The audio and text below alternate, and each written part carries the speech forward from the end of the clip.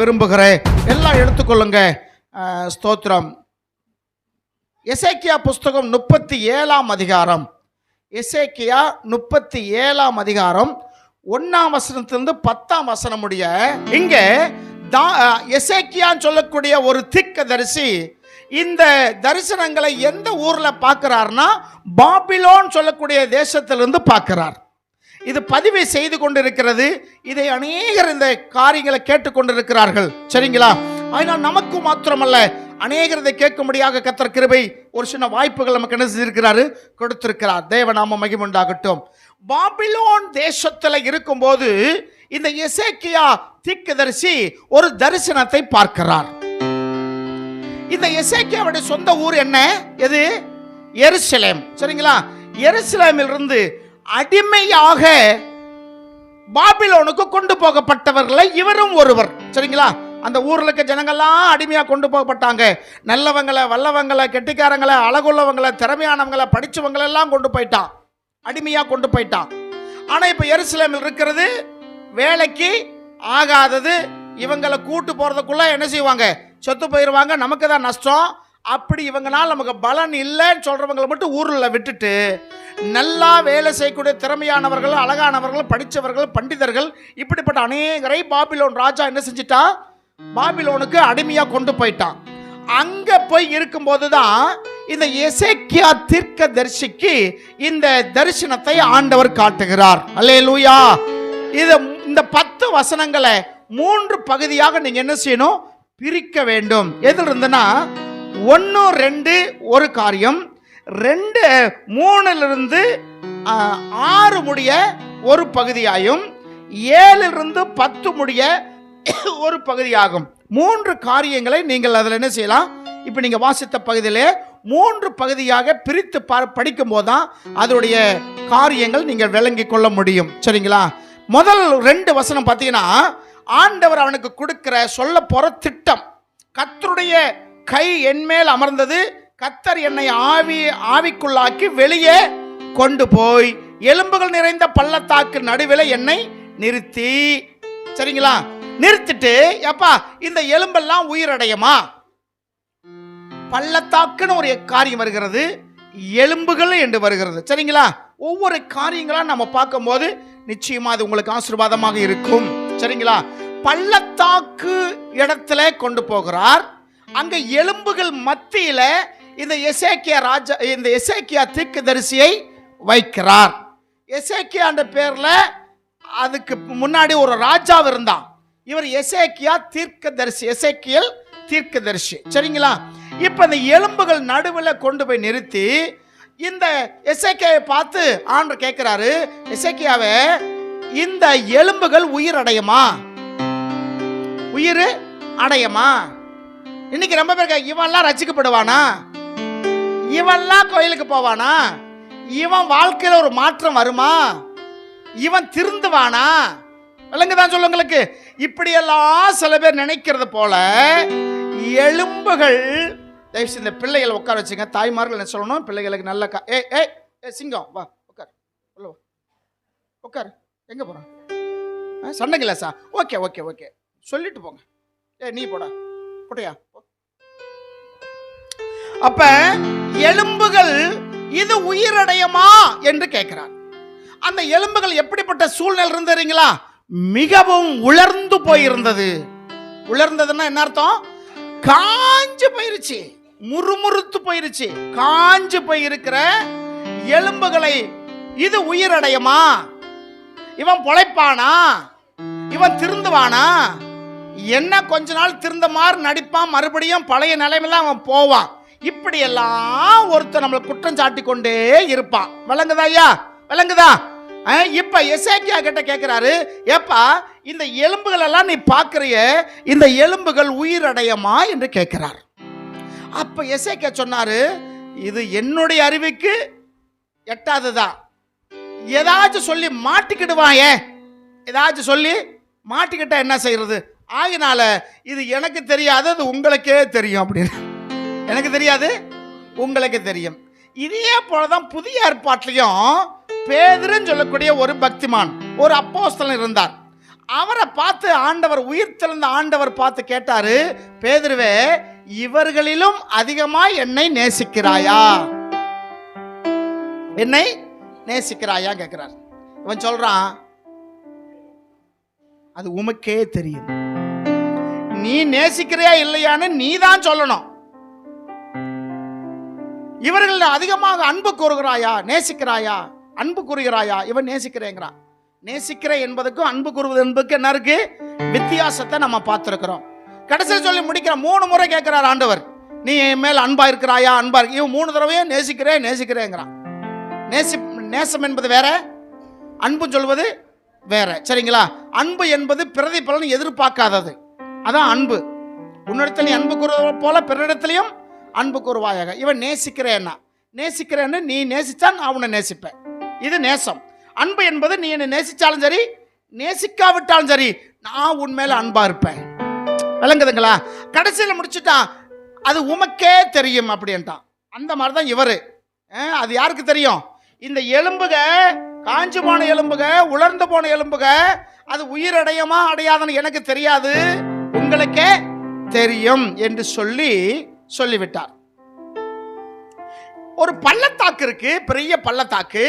அந்த பள்ளத்தாக்குல நிறைய எலும்புகள் கிடக்கு. எப்படி ஒரே இடத்துல இத்தனை எலும்புகள் வந்தது? ஒரு குழி தோண்டுனா அங்க சில எலும்புகள் இருக்கும், அப்படித்தானே? இது எப்படி இத்தனை எலும்புகள் ஒரே இடத்துல கிடந்தது? அது பள்ளத்தாக்குன்னு இருக்கே என்று யுத்தம் பண்ணுகிற அந்த நாட்களை யுத்தம் பண்ணுகிற ஒரு இடம். 1 சாமுவேல் புஸ்தகம் 17ஆம் அதிகாரம் 3ஆம் வசனத்தை பாருங்க. 1 சாமுவேல் 17ஆம் அதிகாரம் 3ஆம் வசனம். பெலிஸ்தியர் அந்த பக்கத்தில் ஒரு மலை மேல, இஸ்ரவேலர்கள் இந்த பக்கத்தில் ஒரு மலை மேல நின்னாங்க. இவங்க 2 பேர் எதுக்கு வந்திருக்காங்க? விருந்து சாப்பிடவா? பெலிஸ்தியர்களும் யூதர்களும் சண்டை போட வந்தாங்க. இஸ்ரவேலர்கள் எதுக்கு சாப்பிட வந்தாங்களா? சண்டை போட வந்தாங்க. இது நீங்க புரிஞ்சுக்கங்க. இந்த மலை மேல ஒரு குரூப்பும் இந்த மலை மேல குரூப்னா இடையில என்ன இருக்கும்? ஒரு பள்ளம் இருக்கு. அதுக்கு பேர் 7ஆம் பள்ளத்தாக்கு. நிறைய பள்ளத்தாக்கு பைபிள்ல இருக்கு. அந்த இடத்துக்கு பேர் என்னது? 7ஆம் பள்ளத்தாக்குன்னு சொல்லக்கூடிய ஒரு இது, சரிங்களா? இப்ப இவங்களும் இறங்கி வர்றாங்க. இவங்களும் இறங்கி வந்து எங்க சண்டை போடுறாங்க? பள்ளத்தாக்குல இறக்குறாங்க, சண்டை போடுறாங்க. செத்தவன் சாகுறான், பழைச்சவன் நம்ம மாதிரி எடுத்து அடக்கமெல்லாம் பண்ணதில்ல, அப்படியே விட்டுட்டு போயிடுவாங்க. 2 நாளாகமம் புஸ்தகம் 25ஆம் அதிகாரம் 11ஆம் வசனத்தை வாசிங்களேன். 2 நாளாகமம் 25:11. அமித்ஷா திடம் கொண்டு தன் ஜனத்தை கூட்டி உப்பு பள்ளத்தாக்கு, அது 7ஆம் பள்ளத்தாக்கு. இதுக்கு பேர் என்னது? உப்பு பள்ளத்தாக்கு. சேயின் புத்திரில் 16,000 பேரை வெட்டினான். எந்த பள்ளத்தாக்குல? உப்பு பள்ளத்தாக்குல. விளங்குதுங்களா? சில வேளைகளை ஒரே பேர், சில வேளையில் மாற்று ஒரே இடம் பேர் என்ன இருக்கும்? மாறி மாறி இருக்கும், சரிங்களா? ராஜாக்கள் யுத்தம் பண்ணுவதற்குன்னே சில இடத்தை குறித்து வைத்திருந்தாங்க. சரித்திரம் சொல்லுது. சென்னை சொல்லுவாங்கல்ல, சென்னை பெரிய இடம் சொல்லுவாங்க. அந்த சென்னை பேர் எப்படி வந்ததுன்னா, சென்னியப்ப நாயக்கர். என்ன நாயக்கர்? சென்னியப்ப நாயக்கருக்கு சொந்தமானதான் அந்த சென்னை. அவர் அந்த இடத்தெல்லாம் கொடுத்ததுனால அவர் பேர் தான் என்னது? சென்னியப்பன். சென்னை, சென்னையப்ப நாயக்கருக்கு அந்த மருவி சென்னை என்று சொல்றாங்க. சென்னை என்றால் சென்னையப்ப நாயக்கர்னு அர்த்தம். கூவம் இருக்குல்ல, சென்னைக்கு போனவங்க தெரியும். சிங்காராமா ஊரு சுத்தி ஓடுதமா ஒரு ஆறு, அதுக்கு என்ன பேரு? கூவம் என்ன பேரு. அந்த பக்கத்தில் போகவே முடியாது, அவ்வளோ பெரிய நாத்தம். ஏன்னா அது ஹோல்சேல் சாக்கடை, சென்னை பட்டணத்துடைய ஹோல்சேல் சாக்கடை. வேற வழியே இல்லை, சென்னை உள்ள சுற்றி போய்கிட்டே இருக்கும். அது ஒரு ஆறா இருந்தது, பெரிய நதியா இருந்தது அந்த காலத்தில். அங்கதான் ராஜாக்கள் யுத்தம் பண்ணுவாங்களாம். ராஜாக்கள் செய்வாங்க, யுத்தம் பண்ணி தோத்து போன ராஜாவை விரட்டிக்கிட்டு ஊருக்குள்ள சேதப்படுத்துவான். எங்க தான் நடக்கும்? ஊருக்கு வெளியே தான் நடக்கும். விளங்குதுங்களா? இப்ப இந்த பள்ளத்தாக்கு எலும்புகள் வந்துச்சு. அந்த நாட்களில் சண்டை பண்ணி செத்து போனவங்க, ஏராள எலும்பு கூடுகள் அங்க கிடக்கு. அது எலும்பு ஒன்னோட ஒட்டி கூட இல்லை, தனித்தனியாக பிரிஞ்சு கிடக்கு. காத்து, பயங்கர காத்துல என்ன செய்யுச்சு, எலும்புகளை தூக்கிட்டு போகுது. சொல்லுவாங்களே, ஆடி காத்துல அம்மிக்கல்ல என்ன செய்யுது, பறக்க சொல்லுவாங்க. அம்மிக்கல்ல பறந்து பார்த்துருக்கீங்களா? யாராச்சும் பார்த்துருக்கீங்களா? அம்மிக்கல் பறக்க பார்த்துருக்கீங்களா? சொல்றது அப்படி, ஆடி காத்துல அம்மிக்கல்ல பறக்க அப்படின்னா அவ்வளோ பெரிய காத்து வரும்னு சொல்லி ஒரு உதாரணத்தை சொல்லுவாங்க நம்ம பெரியவங்க. சரி, இப்ப இந்த எலும்புகள் உயிரடையுமா என்று கேட்டதுக்கு இவன் சொல்லிட்டா, எனக்கு தெரியாது, அது யாருக்கு தெரியும், உங்களுக்கு தான் தெரியும் என்று சொல்லிட்டார். ஃபர்ஸ்ட் 2 வசனங்கள். அப்போ ஆண்டு சொல்றாரு, மனுப்புத்திரனே, இவங்க கிட்ட போய் நீ என்ன செய், பேசு. யாருக்கிட்ட? எலும்பு கிட்ட பேச சொல்றார். அதுக்கு காது இருக்கா? உட்கார்ந்து இருக்கா? எலும்பு காஞ்சி அங்கங்க கிடக்கு. அதை சொல்றாரு, அதுகிட்ட நீ பேசு, அதுகிட்ட என்ன செய், பேசு. இவன் ஒரு தீர்க்கதரிசி, நிறைய பேத்துக்கு ஆலோசனை, கடவுளுடைய வார்த்தை கேட்டு சொல்றவன். இப்ப யார்கிட்ட பேச வைக்கிறாரு? எலும்பு கிட்ட பேசுங்கிறார். ஒருவேளை உங்களுக்கு முன்னாடி ஒரு அங்கங்க கிடக்கிற எலும்புகள்லாம் கொண்டு வந்து போட்டு இதுகிட்ட பேசணும்னா நம்ம பேசுவோமா? ஆண்டவரே, வேற வேலை இல்லை. எலும்புக்கு என்ன காது இருக்கா, மூக்கு இருக்கா, அதுக்கு என்ன தெரியும்? அது பேசு. நீ பேசினால் எலும்பு கூட சேனையாக நிற்கும். அல்லேலூயா. யாரையும் அற்பமா என்ன செய்யாத, நினைக்காத. யாரையும் அவலட்சணமா நினைக்காத. யாரையும் தாழ்மை உள்ளவனா நினைக்காத. கடவுள் வெறுக்காதவங்களை நீ வெறுக்காத. ஒரு காலத்துல உன்னையும் என்னையும் வெறுத்த சமுதாயம் ஏராளம் உண்டு, ஏராளமான ஜனங்கள் உண்டு. அன்னைக்கு வெறுத்தார்கள். இன்னைக்கு கடவுள் நம்ம ஆசீர்வதித்ததுனால அந்த மற்ற மக்கள் நம்ம எக்காலத்து கொண்டு என்ன செய்யக்கூடாது, அருவருக்கவோ வெறுக்கவோ அசுசிப்படுத்தவோ கூடாது. அவர்கள் எல்லாரும் நம்மை போல கர்த்தரை ஆராதிக்க வேண்டும் என்று விரும்ப வேண்டும். அல்லேலூயா. எலும்புகள் கிட்ட பேசு என்று சொல்றார். இப்ப எலும்பு கிட்ட இவர் பேசுறார். என்ன பேசுறார் எலும்பு கிட்ட?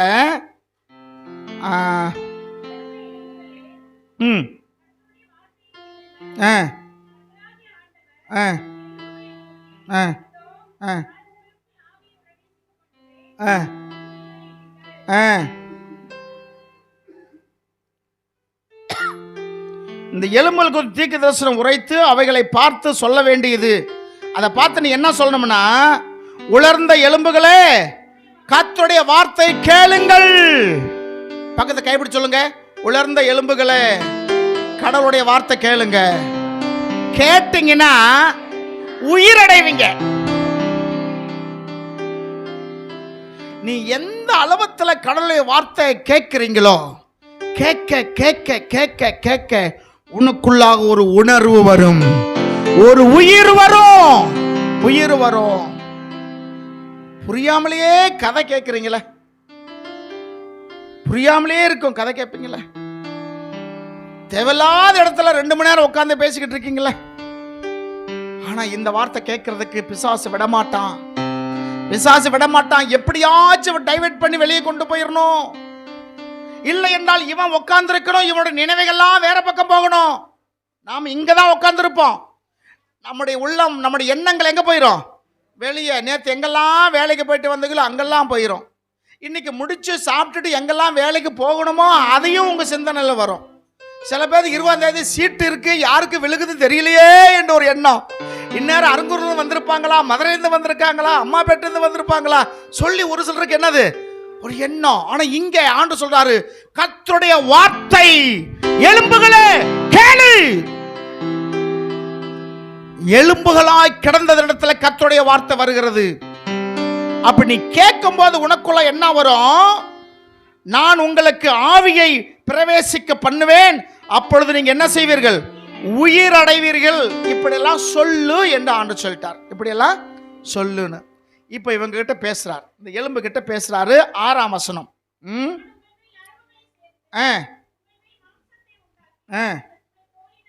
மூடி என்ன செய்வேன்? நீங்கள் ஆவி கட்டளிடுவேன், அப்பொழுது நீங்கள் என்ன செய்வீங்க? மாம்சம் இல்ல, உயிர் அடைவீர்கள். ஒண்ணும் இல்ல. உலர்ந்த எலும்புகளுக்கு ஆண்டவர் பேசுகிறார், நீ உயிரடைய வேண்டும். உலர்ந்த எலும்புகளே உயிரடைய வேண்டும் என்று கர்த்தருக்கு விருப்பமாக இருந்தால் இன்னைக்கு சதை உண்டு, மாம்சம் உண்டு, நமக்கு என்ன இருக்கு, நரம்பு உண்டு, எல்லா அவயங்களும் கர்த்தர் கொடுத்திருக்கிறார். நாம உயிர் அடையணுமா வேணாமா? உயிர் அடையணுமா வேணாமா? பரிசுத்த ஆவி உங்களுக்குள்ள வரும்போது நீங்க என்ன ஆவீர்கள்? பலன் அடைவீர்கள். எலும்புகளுக்கு பலன் இல்லை, அது காஞ்சு போய் கிடக்கு, தூக்குனாலே உடைஞ்சிரும். அந்த மாதிரி எலும்புகள். நீ உலர்ந்த எலும்புகளை பார்த்துருக்கீங்களா? உலர்ந்து ரொம்ப காஞ்சி போய், அதாவது என்ன சொல்லுவோம், தூசியாக இருக்கும், தொட்ட உடனே பொறுபொருண்டு போயிடும். அதோடைய தோற்றம் பார்த்தீங்கன்னா அந்த வெள்ளை கலர் மங்கி பழுப்பு கலர் இருக்கும். அதில் ரவுண்டாய் ஒரு மாதிரி நமக்கு பார்த்தாலும் தெரியும். தூக்குனா 2-3 உடைஞ்சு போகும். அந்த நிலைமையில் தான் இந்த எலும்புகள் இருந்துச்சு. உலர்ந்ததா இருந்ததுன்னா ரொம்ப என்ன ஆயிருச்சு, காஞ்சு போயிருச்சு, தொட்டாலே நொறுங்கி போயிடும். அந்த எலும்புகள் கிட்ட தான் ஆண்டவர் பேசினார், நீங்கள் உயிர் அடைவீர்கள். அல்லேலூயா. அந்த எலும்புகளை விட நாம எவ்வளவோ மேன்மையானவர்கள். ஆமா இல்லைங்களா? ஸ்தோத்திரம். மரண பள்ளத்தாக்கிலிருந்து உங்களை கர்த்தர் தூக்கி எடுத்திருக்கிறார். இவங்க எங்க கிடக்குறாங்க? பள்ளத்தாக்கில் கிடக்குறாங்க.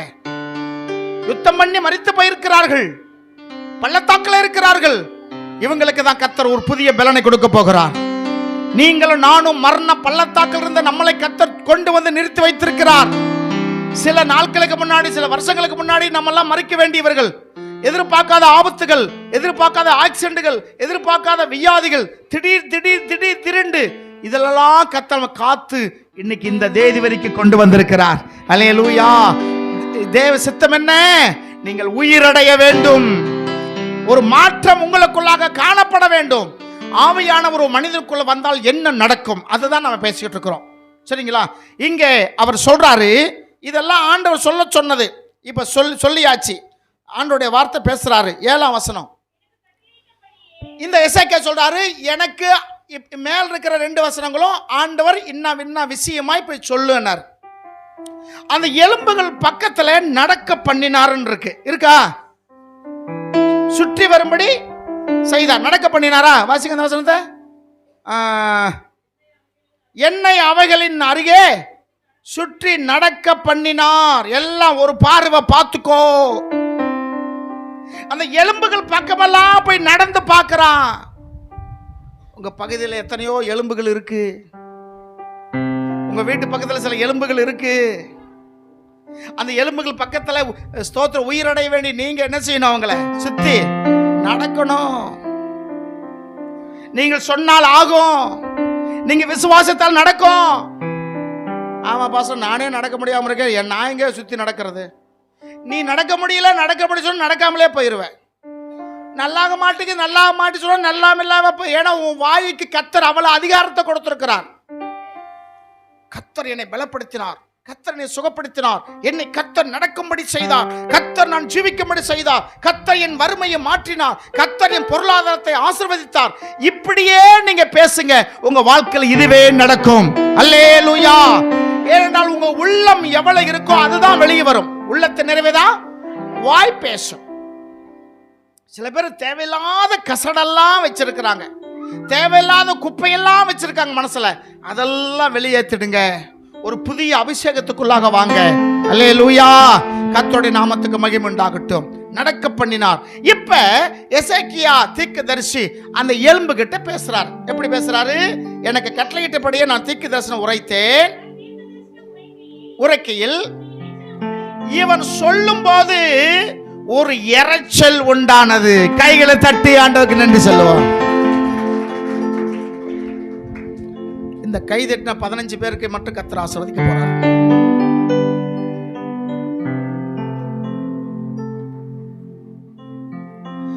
தீர்க்க தரிசனம் உரைக்கும் போது, வேத வசனத்தை சொல்லும் போது அந்த இடத்துல ஒரு அடையாளம் நடக்குது. என்ன அடையாளம்? இரைச்சல். இரைச்சல் என்றால் என்ன? சத்தம், இனம் புரியாத சத்தம். அது நம்ம கரைச்சல் சொல்லுவோம். என்ன ஒரே கரைச்சலா இருக்கு. இரைச்சல் என்பது எப்பொழுது வருது தெரியுமா? காற்று அடிக்கும் போது. அல்லேலூயா. ஒரு இரைச்சல். கடவுளுடைய வார்த்தை பேசும்போது ஒரு இரைச்சல் உண்டாயிருக்கணும். அங்க நடந்தது. அப்போஸ்தலர் 2ஆம் அதிகாரம் 2ஆம் வசனம் வாசிங்க. 2:2 வாசிங்க. இந்த 2 காரியம் தான் நான் காட்ட வேண்டும்னு போன வாரம் நினைத்தேன். அப்பொழுது பலத்த காற்று, அல்லேலூயா. இங்க கடவுளுடைய வார்த்தை பேசும்போது ஒரு இரைச்சல். பல ஆயிரம் வருடங்களுக்கு பிறகு அங்க என்ன நடக்குது? பரிசுத்த ஆவி வரும்போது என்ன நடந்தது? பலத்த காற்று. ஒண்ணு, அடிக்கிற முழக்கத்தை போல வானத்திலிருந்து சடுதியாய் ஒரு முழக்கம் உண்டானது. அல்லேலூயா. இங்க எலும்புகள் கிட்ட பேசும்போது ஒரு இரைச்சல் உண்டாகிறது. உங்ககிட்ட ஆண்டோட வார்த்தை வரும்போது உங்களுக்குள்ளாகவே ஒரு மகிழ்ச்சி வர வேண்டும். ஆண்டோருக்கு கை தட்டி நன்றி சொல்லுவோம். கர்த்தர் நல்லவர். டெண்டுல்கர் 6 அடிச்சார்னா எல்லாம் கை தட்டுங்க என்ன சொல்லுவாரா? அந்த ஆடியன்ஸ் எல்லாம் என்ன பண்ணுவாங்க? பயங்கரம் தட்டுவான். தட்டி இந்தியா கொடி காமிச்சு அசைவா. அப்படி 6 அடிச்சதுக்கு 4 அடிச்சாலும் ஒரு உற்சாகம். கடவுளுடைய வார்த்தை உங்களுக்குள்ள என்னமோ ஒண்ணு செய்கிறது. அல்லேலூயா. கர்த்தர் நாமத்துக்கு மகிமை உண்டாகட்டும். இரைச்சல் கடவுளுடைய வார்த்தை வந்த உடனே 1. 2வது அசை உண்டாகுது. முதல் இரைச்சல் உண்டாகுது. 2வது என்ன ஆகுது? அசைவு. அசைவன் என்ன? எங்க அசைச்சு காட்டு. கொஞ்சம் அசைச்சு காட்டுங்க. ஸோ காட்டுங்க, இடுப்புலையே நல்லாயிரும். காட்டுங்க. அங்கிட்டு பின்னாலுக்கு கேட்கலையோ? கேட்குதா? சொல்றது பேச புரியுதா? அசைவன் என்ன? ஆமா, அசைவு. அசைவு. அசையாம அப்படியே கல்லுமா நிற்கக்கூடாது. சிலர் சொல்லுவாங்க சைவமா அசைவமா. அங்கே சைவம் தான், அப்பப்போ சாப்பிடும்போது அசைவம். சாமியில் 2 சாமி இருக்குது தெரியுமா? நம்ம பழைய இதில் சைவம் சாமன்னு அசைவம் சாமன்னு. மட்டன் கறி மீன் சாப்பிட்றது ஒரு சாமி, ரசம் சாம்பார் சாப்பிட்றது மட்டும் புளியோதரை பண்ணுறது ஒரு சாமி. சாமிகளே இப்படி. நம்ம சாமி ஒரே சாமி தான், எல்லாம் சாப்பிடு. எது நீ வேணாமன்னு தீர்மானிக்கிறியோ அதை சாப்பிடாத. நீ எது சாப்பிட வேண்டும் விரும்புறியோ அதை சாப்பிடு. ஆனா என்ன கண்டிஷன் போட்டலாம் சரணே, இந்த திங்கிற விஷயத்துல மட்டும் எனக்கு கண்டிஷன் போடாது. ஒருத்துக்கு திக்கு திக்கு திக்கு அங்குது. ஆண்டவர் சொன்னார், சொல்லுவாங்க, படைத்தான் படைப்பெல்லாம் மனுவுக்காக, மனுவை படைத்தார் தன்னை வணங்க. நடமாடுகிற எல்லா ஜீவராசிகளும் உங்களுக்கு நான் ஆகாரமாக கொடுத்திருக்கிறேன். கோழியை வளர்க்கறது கொஞ்சறதுக்கு இல்லை, ஆட்டை வளர்க்கறது அழகு பார்க்கறது இல்லை, 2ஐயும் போட்டு தள்ளுறதுக்காக தான். இந்த வார்த்தை கேட்கும் போது ஒரு அசைவு வருது. ஆமென். உங்க இதயத்தில் ஒரு அசைவு வர வேண்டும். உடைஞ்சு போன எலும்புகள் மத்தியில ஒரு அசைவு வரும்போது, உயிரோடு இருக்க நமக்கு ஒரு அசைவு வரணுமா வேணாமா? அசைவு வரணுமா வேணாமா? குத்து கல்லாட்டம் உட்காராதீங்க. உங்க ஆவியில ஒரு அசைவு, உங்க ஆவியில ஒரு அசைவு காணப்படணும். நான் இதுவரைக்கும் என்னமோ நினைச்சிருந்தேன், ஆனா கடவுளுடைய வார்த்தை எனக்குள்ளாக போக போக போக நானே அசந்துட்டேன். சில சொல்லுவாங்களே அசந்துட்டேன்னு சொல்லுவோம். நாங்களாம் முன்னாடி இருக்கும் போதெல்லாம் நிறைய வார்த்தைகள் இந்த அசந்துட்டேன்னு சொல்றலாம் சொல்லுவோம். சினிமாவுக்கு படும்போது டைவ் அடித்து சண்டை போடும்போது நானே அசந்து, என்னமோ நம்ம ஒரு 10 டைவ் அடித்த மாதிரியும் புதுசாக பண்ணுவேன். இதெல்லாம் ஒரு பேச்சுக்கு என்ன செய்யும், நானே அசந்துட்டேன். அவங்க இப்படிப்பட்ட ஆள் இல்லை, நான் போனவனே எவ்வளோ ஒரு மாற்றமாக இருக்கு, நானே அசந்துட்டேன். ஒரு எதிர்பார்க்காத விஷயம் நடக்கும்போது தான் அதுக்கு பேர் என்ன சொல்லுது, அசந்துட்டேன். நான் செஞ்ச சமையல் இவ்வளோ ருசியாக இருக்குன்னு எனக்கே தெரியும், நானே அசந்துட்டேன்.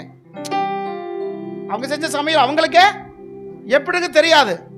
ஆனா இவங்க நினைச்சதெல்லாம் வேற, நல்லா இவங்க நினைச்ச விட ருசியா வந்துருச்சுன்னா நானே அசந்துட்டேன். ஒரு அசைவு எப்பொழுது வருது? கடவுளுடைய வார்த்தை கேட்கும் போது. அல்லேலூயா. உங்களுக்குள்ளாக கடவுளுடைய வார்த்தை வந்து கொண்டிருக்கிறது. உங்களுக்குள்ளாக ஒரு இரைச்சல் வர வேண்டும். உங்களுக்குள்ளாக என்ன வர வேண்டும்? ஒரு அசைவு வர வேண்டும். எலும்புக்கு வந்துச்சு, நமக்கு வராதா? அசைவு வருது. மூணாவது காரியம், ஒவ்வொரு எலும்பும் தன் தன் எலும்போட சேர்ந்து கொண்டது. அப்படின்னா என்ன அர்த்தம்? அந்த எலும்புகள் தன் தன் எலும்போடு இல்லை, தனித்தனியா கிடக்கு. எப்படி கிடந்துச்சு நமக்கு என்ன செய்யல தெரியல. ஆனா வேற ஒரு பக்கம் இந்த எலும்பு அங்க கிடக்குது, அந்த எலும்பு அங்க இருக்கு. இந்த அசைவு வந்த உடனே தன் தன் எலும்போட போய் ஒட்டிக்கிருச்சான். வேலைங்கடம் அல்லேலூயா. தன் தன் எலும்பு. அதுக்கு என்ன அறிவு இருக்கு? ஏய், நான் வந்து காலு, நான் அங்கதான் ஒட்டுவேன், நான் கையை ஒருவேளை மாத்தி ஒட்டிருந்தா, கையை காலுக்கு ஒட்டிருந்து கால் கைக்கு ஒட்டியிருந்தா என்ன செய்ய முடியும்? இது உயிர் தெளிந்தும் ஒரு பிரயோஜனமும் இல்லை. ஏன்னா கை எலும்பு போய் காலு கிட்ட ஒட்டிக்கிருச்சு, கால் எலும்பு போய் கையில ஒட்டிக்கிச்சுன்னா எப்படி? ஒரு பொருள் இல்லை. மூக்கு இருக்கிற இடத்துல வாய் ஒட்டிக்கிருச்சு, வாய் இருக்கிற இடத்துல மூக்கு ஒட்டிக்கிருச்சு. இதனால அதெல்லாம் பிரயோஜனம் இருக்கா? இல்ல. அப்ப தன் தன் எலும்போட ஒட்டி கொண்டது. காலில் சேர வேண்டிய எலும்பு காலில் சேர்ந்தது, கையில சேர்ந்த எலும்பு கையில சேர்ந்தது, விரலில் சேர்ந்த எலும்புகள் விரலில் தன் தன் இடத்த பொசிஷன் போய் கரெக்டா ஒட்டிக்கிருச்சு. அல்லேலூயா. நீங்க அப்படிதான் ஒரு அசைவு உண்டாகி தன் தன் எலும்போட ஒட்டி கொண்டது. நீங்க எங்க கர்த்தர் உங்களை ஒட்டி வைத்திருக்கிறாரோ அங்க கர்த்தனை ஒட்டி கொண்டு இருக்கணும். அல்லேலூயா. கர்த்தர் நாமத்துக்கு மகிமை உண்டாவதாக. தன் தன் எலும்புகளோடு அது போய் சேர்ந்து கொண்டது. இப்ப எலும்பு மட்டும் சேர்ந்துருச்சு. சில ஆஸ்பத்திரியில் எலும்பு கூடு மட்டும் போட்டிருக்காங்க, பார்த்திருக்கீங்களா? எலும்பு கூட அப்படியே தொங்கிக்கிட்டு இருக்கோம். எவ்வளவு அழகா இருக்கு பாத்தீங்களா? நம்ம கண்ணாடி பார்த்தா ஆகா எனக்கு அந்த இது அப்படியே அப்படி பயங்கரமா இருக்கணும்.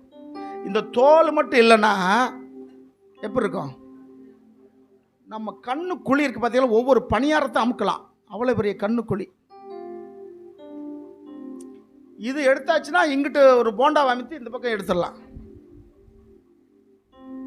இந்த அழகெல்லாம் நம்முடைய தோல் மூடி இருக்கும் போதுதான். இப்ப எலும்புகள் எல்லாம் சேர்ந்துருச்சு, தோல் வரல. தோல் வரல. ரொம்ப பேர் சர்ச்சுக்கு வந்துட்டீங்க, தன் தன் எலும்போட ஒட்டிக்கிட்டாச்சு, தோல் இல்லாம இருக்கிறீங்க. என்ன இல்ல? தோல் இல்லாம இருந்தா நல்லா இருக்குமா? நல்லா இருக்காது. வாசிங்க அடுத்த வசனம். பேசிட்டாரு, சொல்லிட்டாரு, இப்ப பார்த்துக்கிட்டு இருக்கிறாரு. நாங்க சொல்லிட்டோம், இனிமேல் உங்களை பார்க்க போறோம். அல்லேலூயா. சொல்லிட்டோம், ஆண்டோட வார்த்தை சொல்லிட்டோம். இனிமேல் உங்க வாழ்க்கையில நடக்கிற இரைச்சல், அசைவு, ஒன்றோடு ஒன்று இணைகிறத நாங்கள் பார்க்க வேண்டும். அல்லேலூயா. அதுக்கு பேரு தான் எழுப்புதல். இது எழுப்புதலின் நேரமல்லோ, யோசுவாவின் காலமல்லோ.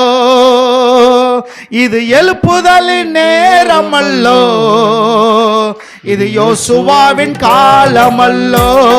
செஞ்சலுமா ஆர்ப்பரிப்போம் ஆர்ப்பரிப்போம், அலங்கம் இடியும் வரை ஆர்ப்பரிப்போம்.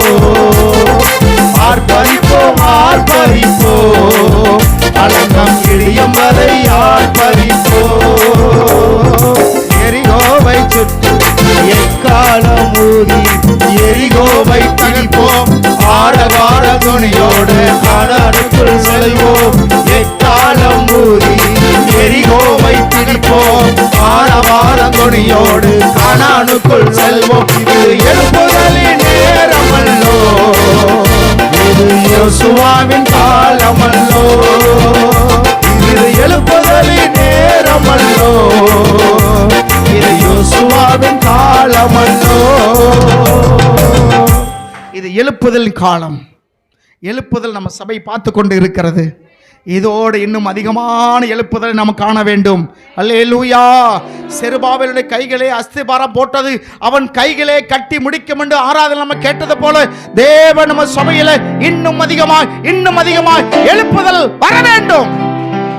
சபையில எழுப்புதல் வர வேண்டும் என்றால் அதுக்கு முன்னாடி எங்க வரணும்? சபையில ஒரு எழுப்புதல் வர வேண்டும் என்றால் முன்னாடி எங்க வரணும்? இன்னும் மெதுவா சொல்லுங்க. அப்படி சொல்லணும்னா விட்டுருங்க. ஏன் கஷ்டப்பட்டு அப்படி சொல்றது? சொல்ல முடியல, விட்டுருங்க. சபையில எழுப்புதல் வர வேண்டும் என்றால் முன்னாடி எங்க வரணும்?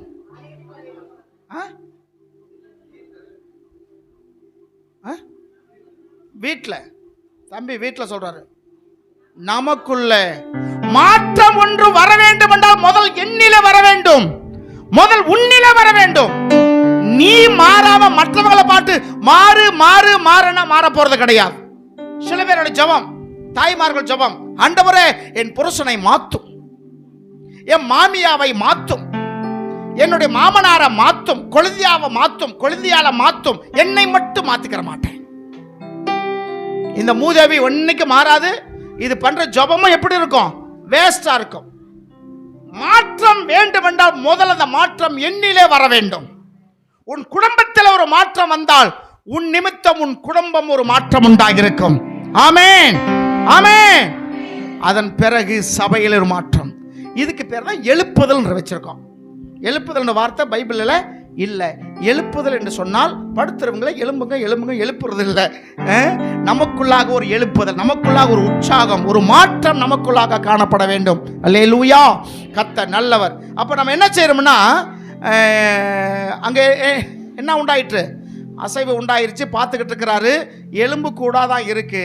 இவர் பார்த்துக்கிட்டு இருக்கும் போதே என்ன நடக்குது? அங்கே ஒரு கிரியை நடக்கு. நான் பார்த்து கொண்டு இருக்கையில் இதோ அவைகள் மேல் நரம்புகளும் மாம்சமும் உண்டாயிற்று.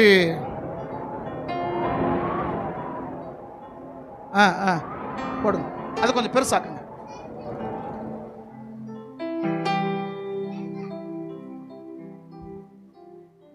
பெருசாக்குங்க. அப்படி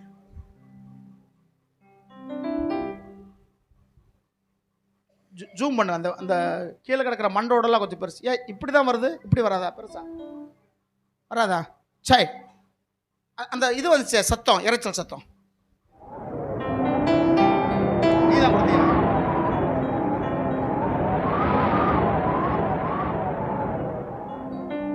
இதான் இறைச்சல்.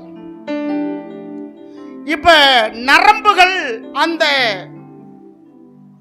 அந்த கூடு இருக்க எலும்பு கூடு மேல மூடுது. அதுக்கு மேல சதை வருது. அதுக்கு பிறகு தோல் வருது. தோல் வந்து என்ன செய்யப்பட்டது? மூடப்பட்டது. இப்ப என்ன ஆயிருச்சு? முழு உருவம் கிடைச்சிருச்சு. உயிர் இல்லை. ரொம்ப பேத்துக்கு தோல் மூடிருச்சு, நரம்பு மூடிருச்சு, சதை வந்துருச்சு, உயிர் இல்லை. ஆவிக்குரிய வாழ்க்கையில் என்ன இல்லை? உயிர் இல்லை. உயிரடைய வேண்டும். உலர்ந்த எலும்புகளே உயிரடையுங்க. இந்த 2025வது வருடம் நம்ம வாழ்க்கையில ஒரு பெரிய மாற்றத்தை உண்டாக்குகிற வருஷமாக காணப்படணும். பாஸ்டர், ஒவ்வொரு வருஷமும் முதல் தேதியில் இதான சொல்றீங்க. ஆமா, அப்படி சொல்லி சொல்லி தான் ஒரு மாற்றத்துக்குள்ளாக நம்ம எல்லாம் வந்திருக்கிறோம். ஆமென். இன்னும் மாறணும், இன்னும் மாறணும், இன்னும் ஆவிக்குரிய வாழ்க்கையில மாறணும், இன்னும் உயரணும். ஆமென், ஆமென், ஆமென், ஆமென். இப்ப எல்லாம் மூடிருச்சு. உயிர் இல்லை. உயிர் இல்லாதக்கு பேர் என்ன சொல்லுவாங்க? அதனால எந்த பிரயோஜனமும், உயிர் இருக்க வரைக்கும் பேர் சொல்லுவாங்க. அந்த மரிக்க போறவருடைய பெயர் நான் இருக்கிறேன், ஜான் கண்ணன். என் உயிர் போகும் வரைக்கும். உயிர் போனா என் பேர் என்ன? ஆமா, பாடியை எப்ப எடுப்பார்கள்? சில பேர் ரொம்ப நாகரீகமா எப்ப நல்லடக்கம் பண்ணுவார்கள்?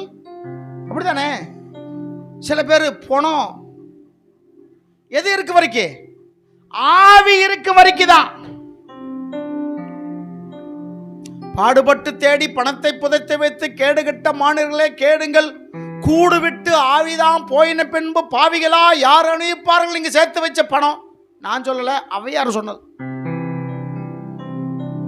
நம்ம பாட்டி கூட இப்படி சொல்லியிருக்க மாட்டாங்க. ஆமா, ஆமா. பணம் என்றால் பணம் கூட என்ன செய்யுமா? பணத்துக்கு கூட ரேட்டு கூடிருச்சு. ஆனா உண்டியில் போற காணிக்க மட்டும் மாறவே இல்லை. அதே 10 ரூபா தான். முன்னாடியெல்லாம் 4 வச்சாங்க. எனக்கு விவரம் தெரிய பணத்துக்கு நெத்தியில் எங்கே வச்சாங்க? 4. கொஞ்சம் வருஷம் பாச்சு கிராக்கி ஆயிருச்சு, 1 ரூபா வச்சாங்க. என்ன 4 செல்லாம் போயிருச்சு, 1 ரூபா வச்சாங்க. இப்போ 5 ரூபா விற்கிறாங்க, 10 ரூபா விற்கிறாங்கல்ல. பணத்துக்கு என்ன செய்யுது? பணத்துக்கு பேர் காசு ரேட்டு கூடிக்கிட்டே போகுது. பணம் என்றால் என்ன வாய் திறக்கமா? ஆமாம். ஒருத்தர் சொல்லுவார், மனுஷன் ஒன்று தான் சார் செய்வான், ஆனால் பணம் 10 செய்யும். அந்த பணம் எனக்கு கிடைச்சா நான் 11 செய்வேன். இவனையும் சேர்த்துக்கிட்டு பணம் ஒரு மனிதனுடைய வாழ்க்கை நிரந்தரம் அல்ல. பணம் என்பது நம்ம வாழ்க்கையில மேலா ஒரு பெரிய விஷயம் கிடையாது. தேவ பக்தியே நமக்கு மிகுந்த ஆதாயம். நீ பணத்தை அதிகமாக சேர்க்கிறத விட நீ மனசுல சேர்த்துக்கோ. ஆளை பார்த்து ஆஸ்தி பாரு. நீ ஆஸ்தியே பார்த்தீங்கன்னா ஆளை நீ பார்க்கவே மாட்ட. ஆஸ்தியே நீ பார்த்தீங்கன்னா நீ ஆளை பார்க்கவே மாட்ட. பேச்சு உறவு குறைஞ்சிரும். உன் குடும்பத்துக்கு வருகிற நல்லோர்கள் குறைந்து போய்வார்கள். உனக்கு ஆலோசனை சொல்ல வேண்டியவர்கள் சொல்லாம போயிடுவார்கள். ஏனென்றால் நீ யாரை பார்க்கிற? ஆஸ்தியே பார்க்கறத வர யாரை பார்க்கல? ஆளை பார்க்கல. ஆஸ்தி நமக்கு தேவைதான், ஆஸ்தி நமக்கு வேணும் தான். அது 2வது இடம். அல்லேலூயா. இங்க எல்லாம் உருவம் வந்துருச்சு, இப்ப ஆவி இல்லை. இப்ப ஆவியை பார்த்து ஆண்டவர் பேச சொல்றாரு, 4 திசைகள் இருக்கிற ஆவியா இவங்க மேல ஊதுங்க. அல்லேலூயா. சொன்ன உடனே ஒரு பெரிய கார் நடக்குது. 10ஆம் வசனம் பாருங்க. எனக்கு சொல்லப்பட்டபடியே நான் வார்த்தையை சொன்னேன். அப்பொழுது ஆவி அவர்களுக்குள் பிரவேசிக்க அவர்கள் உயிரடைந்து காலூன்றி மகா பெரிய சேனையாய் நின்றார்கள். விளங்கினவங்க அல்லேலூயா. யாரு சேனையாய் மாறி நின்னது?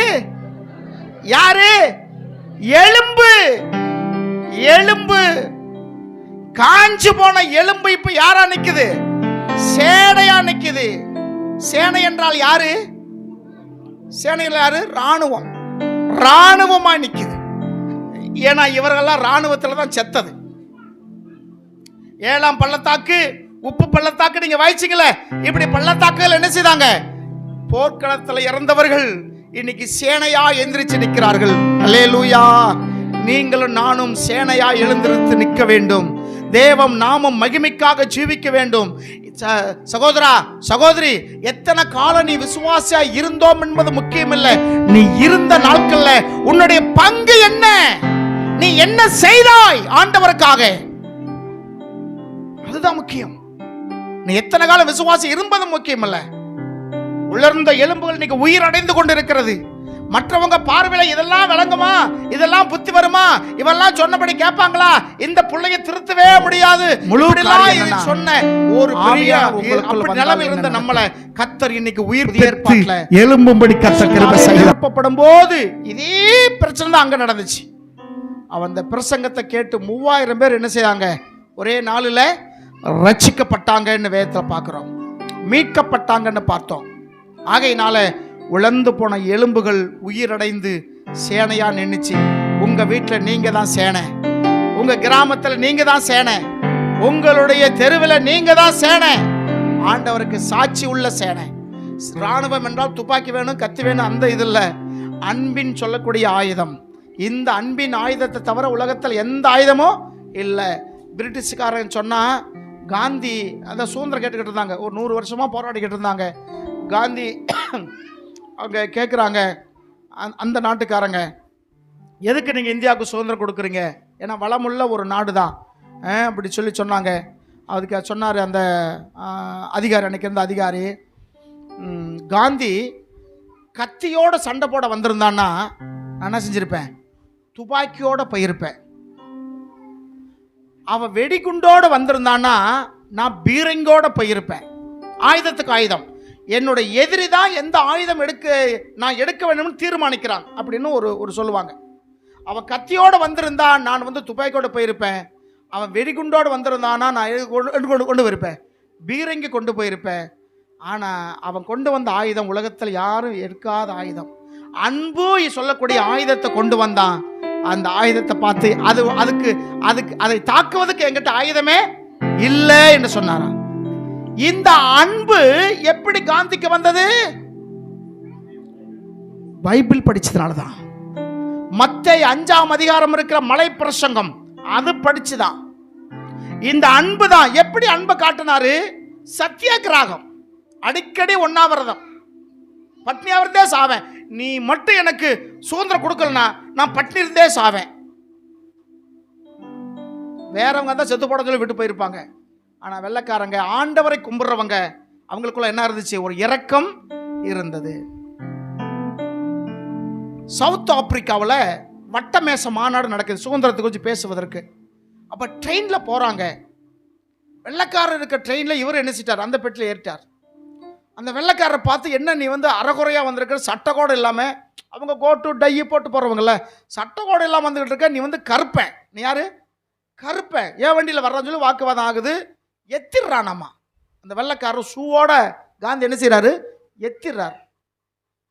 நம்ம தேச பிதா சொல்கிறோம், மகாத்மா சொல்கிறோம், சுதந்திரவாதி சொல்கிறோம், பெரிய மனிதர். நம்ம இன்னைக்கு இது வரைக்கும் நம்ம ரூபா நோட்டில் இருக்கிறது அவர் தலை தான் அச்சடித்து வச்சிருக்கிறோம். அந்த வெள்ளைக்காரர் மிதிச்ச உடனே ஒரு உதச்ச உடனே கீழே வந்துட்டாராமா. சேரில் உட்காந்துருந்தவர். நாமளும் என்ன செய்வோம்? எவ்வளோ கோவம் வரும். எல்லாம் ஒரு ஆளாடா பார்க்கலாமா, துடிக்கிறது மீசை, அடக்கு அடக்கு என்றது வருகிறது நட்பு அப்படின்னு சொல்லி நம்ம கத்தி எடுத்துட்டு என்ன ஒன்றும் இல்லாமல் போயிருப்போம். காந்தி அவர் காலை பிடிச்சி தடவி விட்டு, எனக்கே இவ்வளோ வலிக்குதே, உங்கள் கால் எப்படி வளர்க்குன்னு சொல்லி இந்த ஷூவை தடவி விட்டாராம். எவ்வளோ பெரிய அன்பு! அந்த மனசை நொறுங்கிட்டான் அப்படியே. கடைசியில் எங்கே போகிறாங்க பார்த்தா, அவன் உட்கார அந்த வட்டமேச மாநாட்டில் இவரும் போய் உட்கார்றாரு. அவருக்கு என்ன ரெஸ்பான்ஸ் அந்த வட்டமேச மாநாட்டில், அதே ரெஸ்பான்ஸ் தான் இவருக்கு. நொறுங்கிட்டார் மனுஷன். இது எல்லாம் தான் சுதந்திரம் வாங்குறதுக்கு என்ன இருந்துச்சு? காரணமாய் இருந்துச்சு. அப்ப ராணுவம் சொன்ன உடனே கத்தி ஈட்டு எடுத்துட்டு போறதில்ல, அன்புன்னு சொல்லக்கூடிய ஆயுதத்தினாலே நம்ம சபையில் ஒரு எழுப்புதலை உண்டாக்குவோம், நம்முடைய குடும்பங்களை எழுப்புதல் உண்டாக்குவோம், நம்முடைய கிராமங்களில் எழுப்புதல் உண்டாக்குவோம். ரட்சிக்கப்படாத நம்ம குடும்பத்து ஜனங்கள் இருந்தாங்கன்னா அவங்களுக்குள்ளாக ரட்சிப்பை உண்டாக்கும்படி கர்த்தர் நம்ம கிரியை செய்ய வேண்டும். அதனாலதான் பரிசுத்த ஆவியானவர் உங்களுக்குள்ளே இருக்கிறாரு, வந்திருக்கிறார். ஆமா இல்லைங்களா? பரிசுத்த ஆவி வந்தால் ஒரு மனிதனுடைய வாழ்க்கையில என்ன உண்டாகும்? ஒரு மாற்றம் உண்டாகும். இருக்கா? ஞானசானம் பெற்றுக்கொண்டவங்களுக்கு நீ கையை தூக்க வேண்டாம். இப்போ ஞானசானம் பெற்றுக்கொண்டவங்க வாழ்க்கையில் இந்த ஒரு மாற்றம் இருக்கா? பெறாதவங்க என்ன செய்யணும்? ஆண்டவரே, இந்த மாற்றத்தை உருவாக்குற ஆவியானவர் எனக்கு என்ன செய்யணும்? வேணும் வேணும் வேணும். கேட்கிற எவனுக்கும் ஆண்டவர் என்ன செய்கிறார்? கொடுக்கிறார் இருக்கு. சரிங்களா? கர்த்தர் நாம மகிமையுண்டாகட்டும். ஆகையினால பரிசுத்த ஆவி நமக்குள்ள வரும்போது நம்ம என்ன அடைவோம்? பலனடைந்து சாட்சிகளாய் இருப்போம். எழுந்து நிற்போமா? அந்த எலும்புகள் எழுந்துச்சு நின்ன போல் நாம் எழுந்துச்சு நிற்போம். அது சேனையா எழுந்துச்சு நின்றுச்சு, நாம விசுவாசிகளா எழுந்துருச்சு நிற்போம்.